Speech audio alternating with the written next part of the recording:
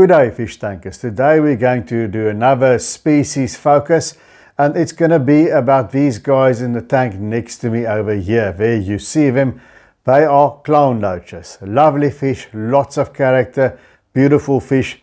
That's sort of a bottom dweller, great for greater or bigger community tanks, but not for any community tank because they have a few challenges surrounding them. But if you can meet them, they're lovely fish. So if you're interested in learning more about clown loaches, then stick around.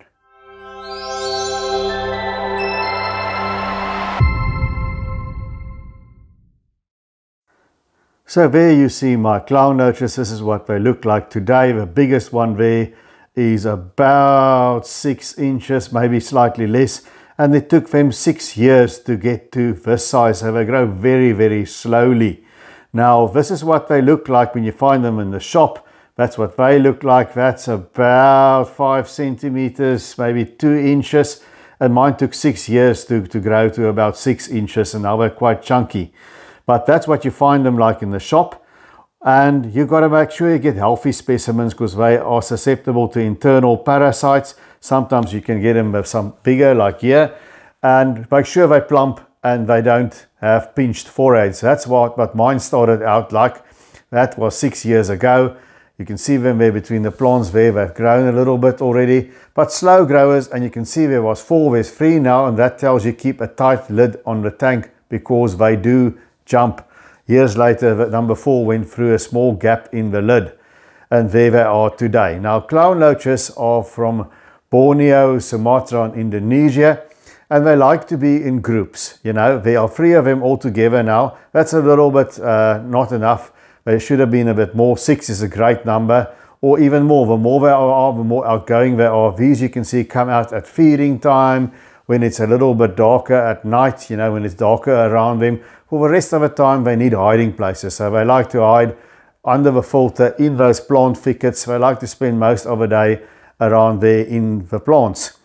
Now, they are not fussy as far as water characteristics are concerned. Can be from pH 6.5 to 7.5 as long as it's stable. They don't tolerate bad water quality. So ammonia 0, nitrite 0, and nitrate not higher than 25 ppm. Another thing that they do like is they like it hot.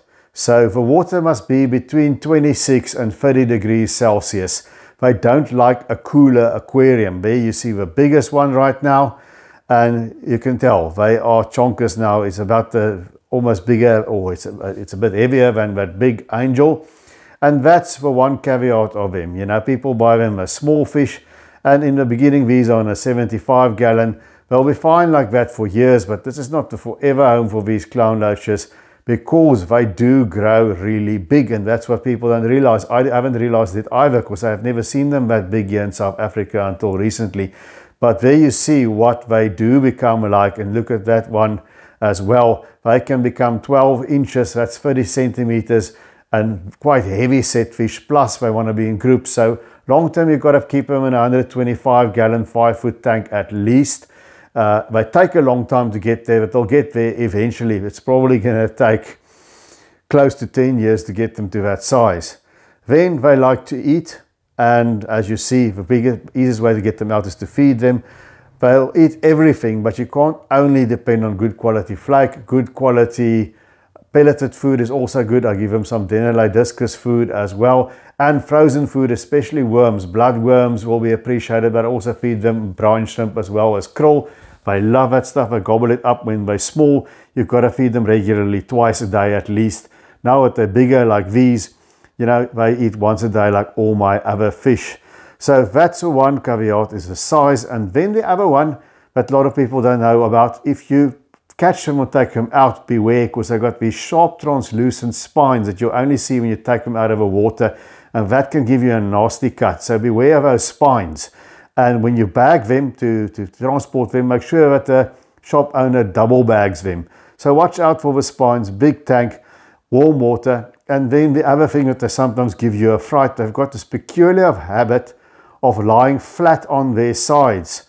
There you can see, and they give you an almighty fright. You think they've died, and then when you try and take them out of the net, suddenly they're 100% alive again. They do that. They like lying down by their sides like that. and just giving it a bit of a rest. Breeding wise, the females will have thousands of eggs, but for that you really need tropical ponds. So if you can provide them with a big enough aquarium in the long run, and if you feed them regularly and you keep them in warm water, be careful when handling because of those spines, and don't panic when you find them lying on their sides. They make great fish. They're relatively peaceful. You see mine are in here of cardinals and rummy noses. Those are the smallest. They won't harm them. Be a bit careful with nano fish. I wouldn't put them with anything smaller than that because the fish will eat what fits in its mouth. They're absolute snail destroyers. There's not a sail in this tank. So if you have ornamental snails like nearite snails, not with clown loaches, they'll devour them and be an expensive snack. But so snails they devour. They love snails. If you have snails to feed them, into the clown loach tank they go. And they're great in a planted tank like you see here, but also you have to be careful there because these plants are heavy root feeders. The crypts, the Vallisneria, the Amazon swords, they stick to the bottom because they've got these big root systems. And your epiphytes that are stuck on the wood or on the rocks must be stuck well on those rocks. Otherwise they'll get delodged by the clown loaches. So a planted tank like this one is fine, but not a fancy aquascape with stem plants. They will absolutely wreck that. And make sure they've got enough hiding space, and then they are a really personable addition to your tank.